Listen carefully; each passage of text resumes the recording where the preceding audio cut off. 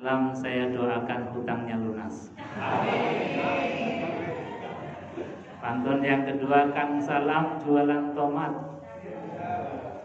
Yang bersolawat insya Allah nanti dapat syafaat. Amin Allahumma amin. Assalamualaikum warahmatullahi wabarakatuh.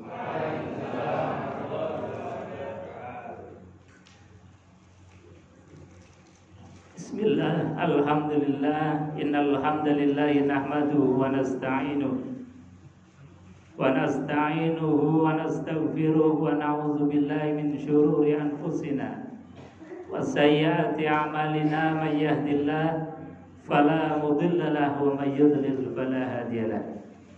Rabbi ishrah li sadri wa yassir li amri wahlul 'uqdatam min lisani yafqahu qawli. Qala Allah Ta'ala fi kitabil karim wa huwa astaqul qailin, a'udzu billahi as-samil 'alim minasyaitonir rajim. Bismillahirrahmanirrahim. Ya ayyuhalladzina amanu taqullaha haqqa tuqatih wa la tamutunna illa wa antum muslimun. Wa qala aidan laqad kana lakum fi rasulillahi uswatun hasanah liman kana yarjullaha wal yawmal akhir wa dzakarallaha katsira. Shadaqallahul azim wa sadaqa rasuluhul karim wa nahnu ala dzalika minasyahidin walhamdulillahi rabbil alamin.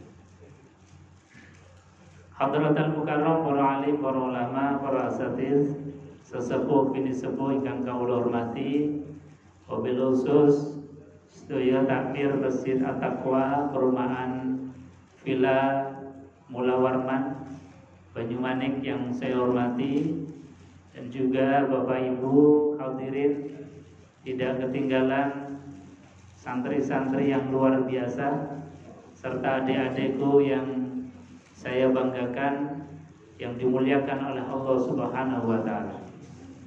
Pertama dan yang paling utama tentu kita bersyukur kepada Allah biqaulina alhamdulillahi rabbil alamin. Yang kedua kalinya salawat dan salam kita aturkan kehadiran baginda Nabi besar Muhammad sallallahu alaihi wasallam, yang dengan kita bersolawat kepada beliau, dengan kita meniru mencontoh beliau, insyaallah kita akan mendapatkan syafaat dari baginda Rasulullah sallallahu alaihi wasallam. Amin Allahumma amin. Untuk menambah mahabbah kecintaan kita kepada beliau baginda Rasulullah, ayo kita tambahi salawat kepada beliau dengan membaca salawat timil qulub bersama-sama. Allahumma shalli ala sayyidina Muhammadin dimbil qulubi wa dawaiha wa afiyatil abdani wa shifaiha wa nuril absari wa dhiyaiha wa ala alihi wa sahbihi wa sallim. Allahumma shalli ala Muhammad. Bapak Ibu hadirin jemaah yang dimuliakan Allah, bahwa kita memeriahkan Maulid Rasulullah sallallahu alaihi wasallam ini adalah perintahnya Allah Subhanahu wa Ta'ala. Jadi perintah langsung dari Allah. Allah berfirman di dalam Al-Quran, Qul bifadlillah wa birahmatihi fabizalika falyafrahu. Kata Allah, Qul, katakanlah, bifadlillah, disebabkan karena nikmat karunia dari Allah Subhanahu wa Ta'ala, wa birahmatihi, dan disebabkan karena rahmat Allah. Salah satu rahmat yang terbesar yang Allah berikan kepada kita adalah dilahirkannya baginda Rasulullah sallallahu alaihi wasallam. Dilahirkannya Rasulullah, diutusnya Rasulullah, ini adalah kasih sayang yang besar untuk kita. Makanya Allah sampaikan di dalam Al-Quran, Allah katakan bahwasanya wa ma arsalnaka illa rahmatan lil alamin. Tidaklah aku utus engkau wahai Muhammad kecuali menjadi rahmat atas alam semesta. Maka atas dua hal ini, nikmat dan kasih sayang dari Allah, Allah hanya minta satu dari kita. Kata Allah, fa bidzalika falyafrahu. Oleh karenanya maka kalian bergembiralah. Allah hanya minta kita itu untuk senang, gembira atas lahirnya baginda Rasulullah SAW. Nah, gembira ini bisa diwujudkan dengan berbagai macam ekspresi. Ada orang yang ekspresi kegembiraannya itu kemudian memperbanyak bersolawat kepada Rasulullah SAW, menyebut nama asmanya Rasul.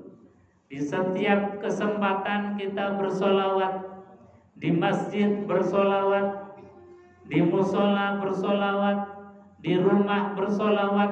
Ini sebagai bentuk rasa cinta kita dan gembira kita atas lahirnya baginda Rasulullah Sallallahu Alaihi Wasallam. Jadi bersolawat ini adalah bagian dari ekspresi kegembiraan yang diperintahkan oleh Allah Subhanahu wa Ta'ala. Jadi kalau ada orang nanya apa dalilnya kita melaksanakan memperingati Maulid Nabi, dalilnya langsung Al-Qur'an, qul bi fadlillah wa bi rahmatihi fa bidzalika falyafrahu.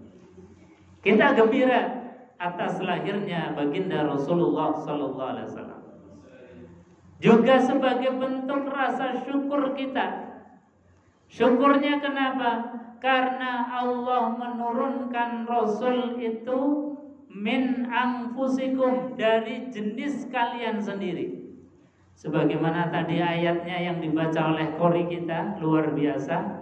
Disampaikan oleh beliau, laqad ja'akum rasulun min anfusikum. Kata Allah, laqad ja'akum, sungguh benar-benar telah datang kepada kalian. Apa yang telah datang kepada kita? Rasulun min anfusikum, Rasul dari jenis kita sendiri. Nah, ini kita harus bersyukur. Kenapa harus bersyukur? Karena utusan yang Allah kirimkan untuk kita itu wujudnya adalah manusia.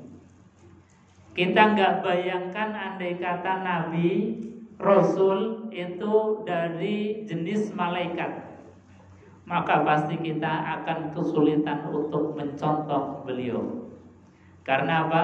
Malaikat gak makan, malaikat gak minum, malaikat gak berkeluarga, malaikat gak tidur. Malaikat itu sama sekali fisiknya berbeda dengan kita. Kalau Nabi Rasul yang diutus oleh Allah kepada kita itu bentuknya malaikat, rasanya berat kita untuk mencontoh.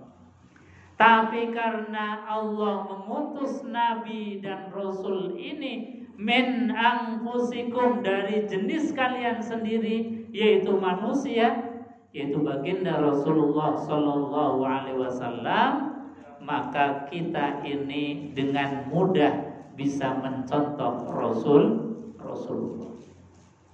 Karena Nabi Sallallahu Alaihi Wasallam beliau makan, maka kita pun gampang untuk mencontoh cara makannya Rasulullah. Dan cara Rasulullah makan pun gampang bisa ditiru. Karena Nabi Shallallahu Alaihi Wasallam kalau makan ini senang dilihat oleh banyak orang. Nabi kalau makan itu seringnya bareng-bareng dengan sahabat, sehingga caranya Nabi itu makan bisa diketahui dengan gampang. Oh, Nabi makan dengan tangan kanan, kita gampang meniru karena Nabi secara jelas makan dengan tangan kanan. Nabi makan dengan mengawali mengucapkan bismillah, kita tahu karena apa? Nabi kalau makan itu dilihat oleh banyak orang. Nabi kalau makan seringnya bareng-bareng dengan sahabat. Ini maka ketika kita makan dengan bersama-sama itu hukumnya sunnah. Ini Nabi SAW. Beda dengan misalnya Nabi sebelum Nabiullah Muhammad, Nabiullah Isa, itu Nabi yang priayi. Saking priayinya itu makan saja nggak pernah terekspos, nggak pernah terlihat oleh orang lain. Nabi Isa, ibunya yaitu Maryam, itu sama, nggak pernah kelihatan kerja, nggak pernah kelihatan makan. Makan pun tidak pernah terlihat oleh orang lain. Sampai-sampai kemudian orang yang di sekelilingnya Nabiullah Isa itu sampai-sampai menganggap sesuatu yang ekstrim, menganggap Nabiullah Isa ini sebagai bagian dari Tuhan. Karena apa?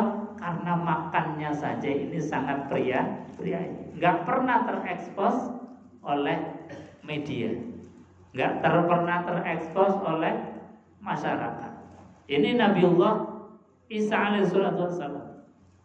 Makanya Nabiullah Muhammad SAW yang diutus oleh Allah setelah kasusnya Nabiullah Isa alaihissalam dipertuhankan, maka Nabi Muhammad SAW ketika makan itu dipertontonkan, dilihatkan oleh banyak orang.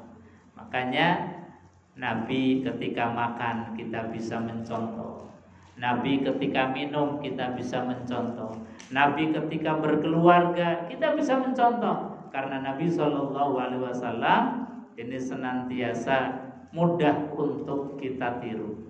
Makanya Al-Quran mengatakan laqad kana lakum fi rasulillahi uswatun hasanah. Sungguh benar-benar di dalam diri pribadi Nabi SAW ada uswatun hasanah, teladan yang baik untuk kita. Bapak Ibu hadirin jamaah yang dimuliakan Allah, karena Nabi SAW adalah manusia paripurna yang menjadi teladan, menjadi contoh bagi kita, maka tidaklah mungkin kita akan bisa meniru dengan detail apa yang dilakukan oleh Rasulullah kecuali kita belajar bagaimana Rasulullah berperilaku. Kita belajar bagaimana Rasulullah SAW di dalam berbicara. Kita belajar bagaimana Rasulullah SAW di dalam berperilaku keseharian. Nah, ini tugasnya kita adalah belajar meniru, belajar mengenal Rasulullah dengan detail. Karena apa? Karena disampaikan oleh Al-Quranul Karim bahwasanya alladzina atainahumul kitab ya'rifunahu kama ya'rifuna abna'ahu. Orang-orang dulu sebelum Nabi Muhammad ini lahir, ini orang-orang Yahudi Nasrani itu nunggu-nunggu kedatangan Nabi Rasul terakhir. Mereka ini sangat rindu. Mereka ini kenal detail dengan Rasulullah SAW. Saking detailnya itu Quran menggambarkan alladzina atainahumul kitab. Orang-orang yang diberikan oleh Allah kitab, yaitu kitab Zabur, Taurat dan Injil. Ya'rifunahu, mereka mengenal dia. Dia Nabi Muhammad SAW. Padahal saat itu Nabi Muhammad belum lahir, tetapi mereka itu kenal detail dengan Rasulullah. Bahkan digambarkan kama ya'rifuna abna'ahum. Kenalnya mereka dengan Nabi Muhammad seperti mereka mengenal anaknya sendiri. Ini artinya apa? Detail benar. Mereka kenal dengan Rasulullah itu sangat teliti, sangat detail. Makanya kita sebagai umat Rasulullah SAW jangan kalah dalam mengenalkan diri dengan Rasulullah. Jangan kemudian kita ketika ditanya siapa nama ayahnya Rasulullah, kita nggak paham. Siapa nama ibunya Rasulullah, nggak tahu. Siapa nama kakeknya Rasulullah, kemudian lupa. Ditanya siapa istrinya Rasulullah SAW, nggak paham. Padahal di dalam kitab yang sangat tipis, namanya kitab Aqidatul Awam, itu para ulama mewajibkan kita, hukumnya wajib kita mengenal keluarga Rasulullah Sallallahu Alaihi Wasallam. Makanya guru-guru kita, para ulama itu memberi dan membuat syair untuk anak-anak supaya disyairkan, dilakukan agar apa? Mereka kenal dengan Rasulullah. Misalnya syair yang seringkali dibacakan sebelum waktu sholat. Biasanya kalau sebelum waktu sholat untuk puji-pujian, itu anak-anak untuk membaca sholawat ini. Gusti Kanjeng Nabi lair ing kota Mekah, dinone Senen 12 Mulud tahun Gajah, ingkang ibu asmane Siti Aminah, ingkang romo asmane Sayyid Abdullah. Allahumma sholli ala Muhammad ya Rabbi sholli alaihi wasallim. Allahumma sholli ala Muhammad ya Rabbi sholli alaihi wasallim. Jadi untuk mengenalkan kita kepada Nabi Muhammad SAW dan keluarganya pun guru-guru kita membuat berbagai macam cara, termasuk dengan dibuatkan syair-syair supaya anak-anak kita itu kenal dengan mereka, kenal dengan Rasulullah, kenal dengan keluarganya Rasulullah SAW. Makanya kitab Al-Barzanji misalnya di bab yang awal itu menjelaskan tentang silsilah nasabnya Rasulullah SAW dengan detail. Kenapa Al-Barzanji di bab awal itu menjelaskan tentang nasabnya Rasulullah yang begitu mulia? Agar kita ini punya rasa bangga. Bangga punya Nabi, punya contoh teladan yang istimewa, yang sempurna. Di antara kesempurnaan nasabnya Rasulullah SAW, itu Al-Barzanji menggambarkan bahwa Rasulullah SAW adalah orang yang lahir dari nenek moyang sampai dengan Nabiullah Adam alaihissalam yang bersih dari sifat perzinahan. Ini Rasulullah SAW nasabnya dijaga betul. Makanya di dalam kitab Al-Barzanji disampaikan bahwasanya hafizul ilahu karamata li Muhammadin, adalah Allah Subhanahu wa taala menjaga kemuliaan Nabiullah Muhammad sallallahu alaihi wasallam.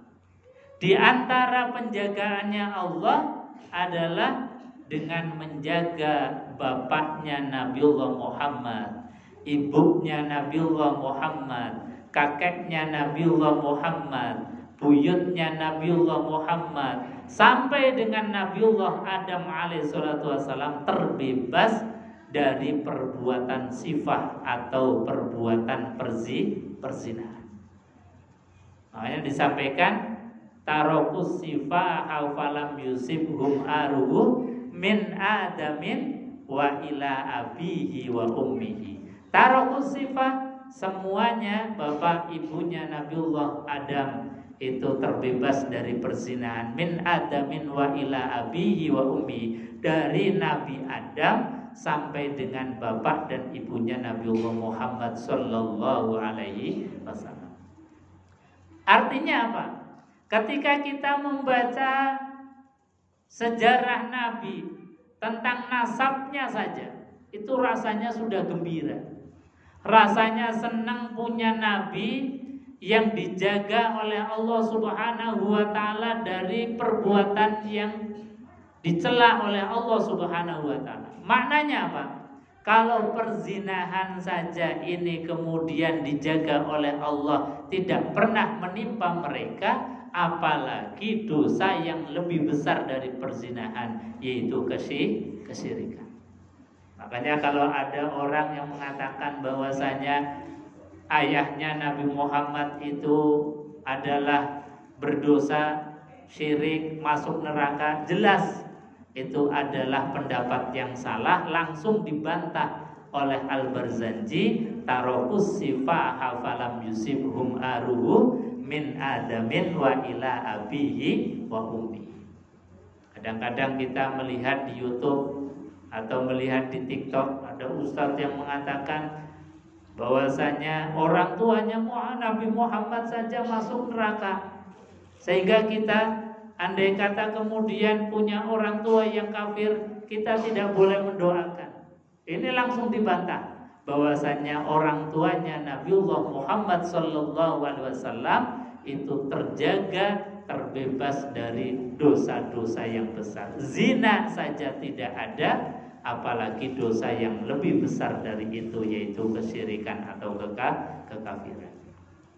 Bapak Ibu hadirin jamaah yang dimuliakan Allah.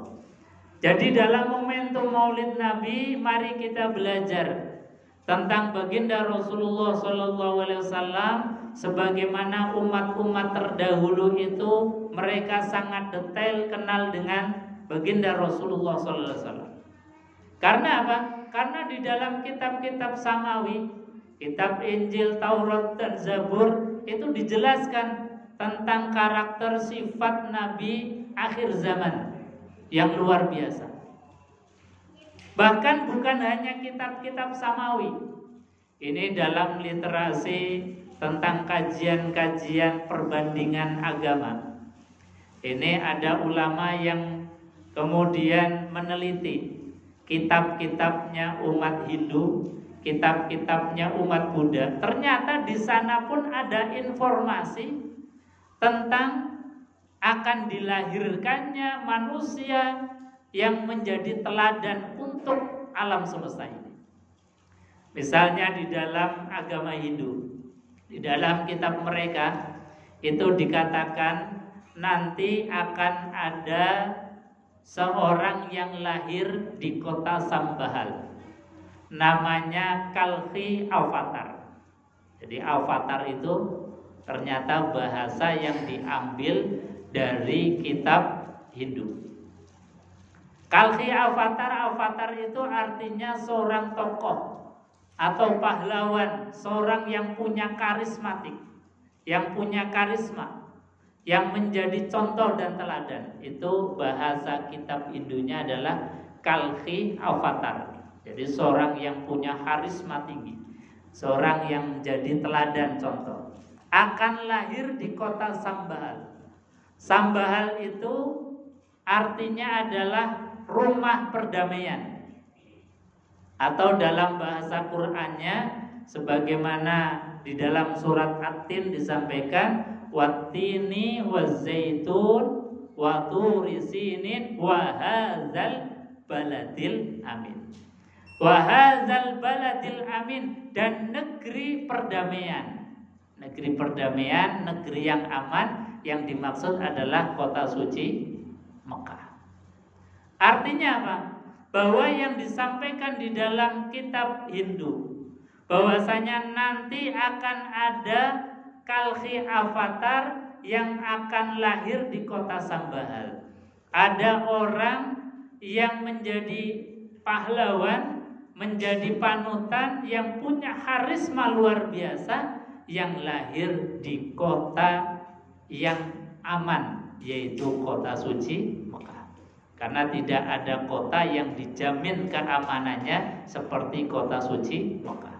Makanya Mekah itu bahkan dijadikan sebagai sumpahnya Allah dalam surat At-Tin, Wat-Tin wa Turi Sinin wa hadzal baladil amin. Dan demi negara yang aman, demi tanah yang aman, itulah kota Mekah yang dijadikan sebagai sumpahnya Allah Subhanahu wa ta'ala. Dikatakan di dalam kitab itu, ibunya bernama Sumati. Sumati itu artinya lemah lembut, cerdas, amanah. Ya siapa lagi kecuali Aminah. Dia akan dibantu oleh malaikat di medan pertempuran. Ini tulis dalam kitab namanya Kalki Purana. Ini ayat 4 sampai dengan ayat 7, dan ini menggambarkan betul di dalam sejarah baginda Rasulullah SAW ketika terjadi peperangan yang sangat dahsyat, ketika Rasulullah SAW tentaranya itu tidak imbang dengan tentara musuh, peralatan perangnya tidak imbang dengan mereka. Gimana bisa menang? Gambarannya ini logikanya nggak akan mungkin bisa menang. Karena apa? Satu, personilnya Rasulullah dan sahabat 1:3. Rasulullah hanya 300 beserta sahabat, sementara musuh itu 1000-an lebih. Belum lagi pedang yang digunakan untuk perang. Itu digambarkan di dalam hadis, satu pedang gantian untuk 10 orang. Kira-kira kalau perang pedangnya gantian itu kira-kira menang atau kalah? Jadi hampir bisa dipastikan itu secara logika nggak mungkin menang. Apalagi logistiknya. Ini digambarkan di dalam hadis. Logistiknya kaum muslimin itu, satu kurma itu bukan dimakan oleh sahabat, tapi dimut gantian. Jadi gantian